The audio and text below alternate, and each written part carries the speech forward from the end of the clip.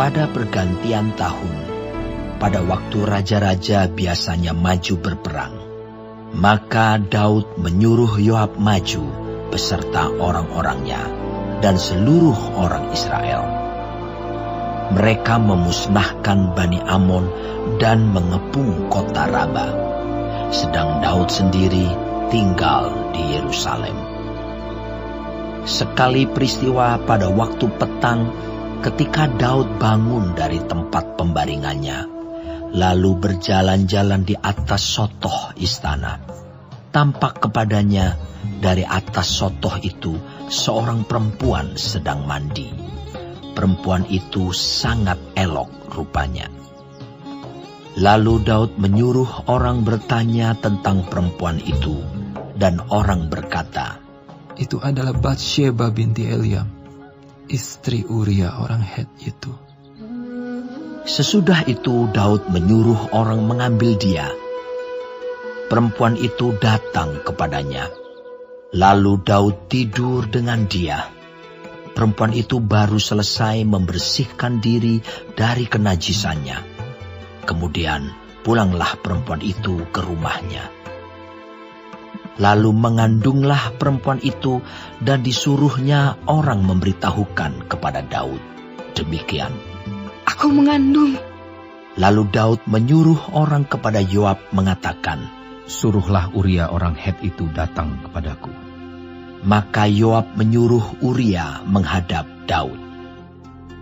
Ketika Uria masuk menghadap dia, bertanyalah Daud tentang keadaan Yoab dan tentara dan keadaan perang. Kemudian berkatalah Daud kepada Uria, "Pergilah ke rumahmu dan basuhlah kakimu." Ketika Uria keluar dari istana, maka orang menyusul dia dengan membawa hadiah raja. Tetapi Uria membaringkan diri di depan pintu istana bersama-sama hamba tuannya dan tidak pergi ke rumahnya. Diberitahukan kepada Daud demikian. Uria tidak pergi ke rumahnya. Lalu berkatalah Daud kepada Uria, "Bukankah engkau baru pulang dari perjalanan? Mengapa engkau tidak pergi ke rumahmu?" Tetapi Uria berkata kepada Daud, "Tabut serta orang Israel dan orang Yehuda diam dalam pondok. Juga tuanku Yoab dan hamba-hamba tuanku sendiri berkemah di padang. Masakan aku pulang ke rumahku untuk makan, minum, dan tidur dengan istriku? Demi hidupmu dan demi nyawamu, aku takkan melakukan hal itu." Kata Daud kepada Uria, "Tinggallah hari ini di sini. Besok aku akan melepas engkau pergi." Jadi Uria tinggal di Yerusalem pada hari itu. Keesokan harinya, Daud memanggil dia untuk makan dan minum dengan dia, dan Daud membuatnya mabuk. Pada waktu malam, keluarlah Uria untuk berbaring tidur di tempat tidurnya, bersama-sama hamba-hamba tuannya. Ia tidak pergi ke rumahnya. Paginya Daud menulis surat kepada Yoab dan mengirimkannya dengan perantaraan Uria. Ditulisnya dalam surat itu demikian, "Tempatkanlah Uria di barisan depan dalam pertempuran yang paling hebat.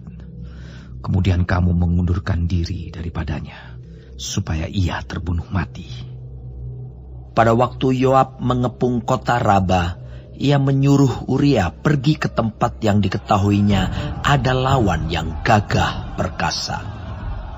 Ketika orang-orang kota itu keluar menyerang dan berperang melawan Yoab, maka gugurlah beberapa orang dari tentara, dari anak buah Daud.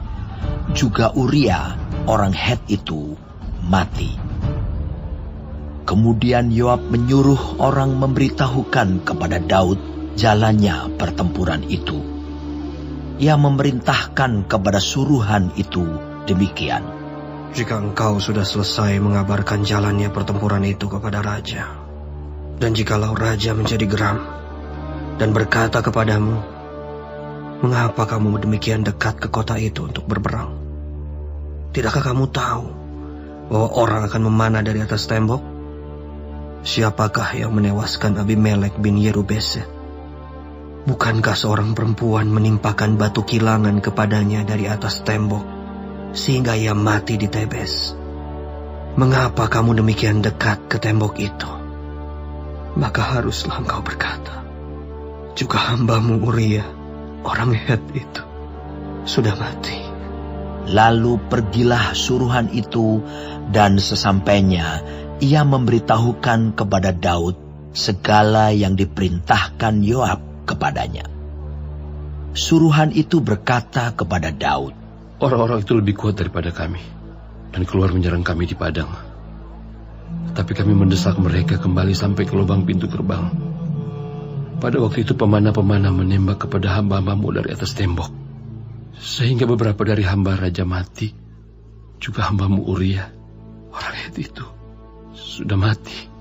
Kemudian berkatalah Daud kepada suruhan itu, Beginilah kau katakan kepada Yoab, janganlah sebal hatimu karena perkara ini, sebab sudah biasa pedang makan orang ini atau orang itu.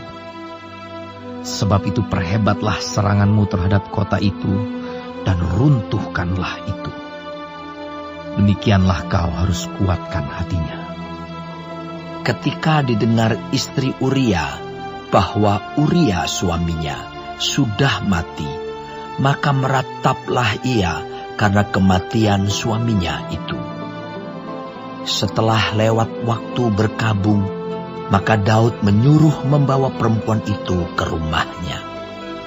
Perempuan itu menjadi istrinya dan melahirkan seorang anak laki-laki baginya. Tetapi hal yang telah dilakukan Daud itu adalah jahat di mata Tuhan.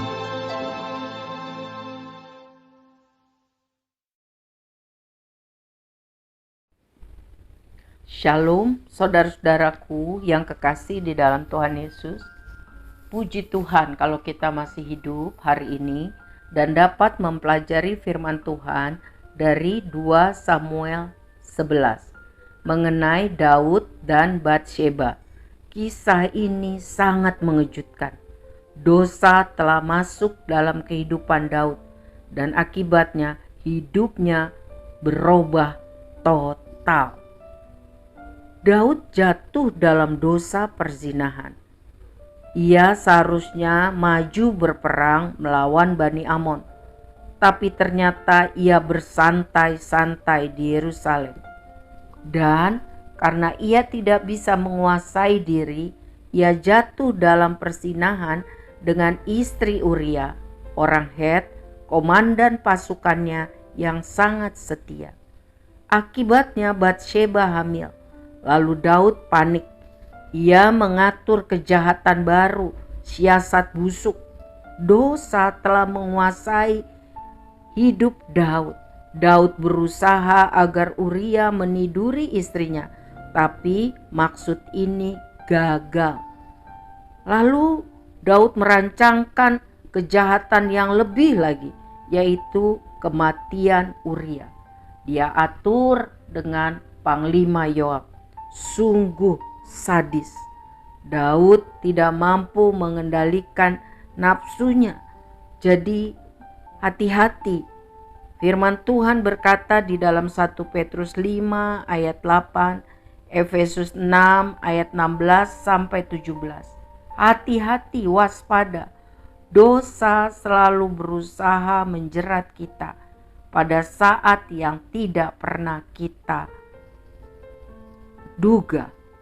Jadi kita harus hidup berjaga-jaga, berdoa senantiasa, menggunakan perisai iman, dan hidup sesuai firman Tuhan. Hal itulah yang mampu untuk menangkal serangan godaan si jahat. Tuhan Yesus menolong kita semua untuk dapat melakukan firman Tuhan ini. Berjaga-jaga, berdoa, hidup dalam iman sesuai firman Tuhan. Di dalam nama Tuhan Yesus. Amin.